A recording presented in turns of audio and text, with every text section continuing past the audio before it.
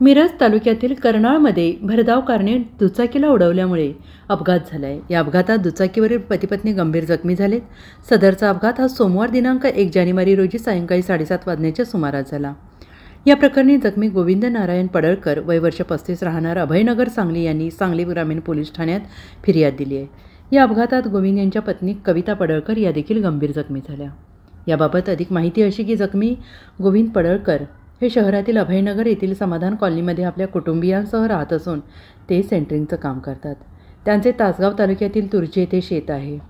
सोमवारी दिनांक 1 जानेवारी रोजी दुपारी ते पत्नी कविता यांच्यासह दुचाकीवरून क्रमांक MH10DA 9134 तुर्ची येथील शेतात कामानिमित्त गेले होते। शेतातील काम आटपून सायंकाळी सांगलीला परत येत असताना कर्नाळ सांगली रस्त्यावरील हॉटेल रमा नजीक आले। त्यावेळी समोरून भरधाव वेगाने येणाऱ्या एका निळ्या रंगाच्या कारने त्यांच्या दुचाकीला समोरून आलेल्या कारने जोरदार धडक दिली। यामध्ये पती-पत्नी दोघेही रस्त्यावर पडल्याने गंभीर जखमी झाले। फिर्यादी गोविंद यांच्या डोक्यास आणि खांद्यास दुखापत झाली तर पत्नी कविता यांच्या पायाला फ्रॅक्चर झाले। दुचाकीचे देखील नुकसान झाले। चारचाकी चालक घटनास्थळी न थांबता तिथून पसार झाला आहे। Bureau report SBN Marathi.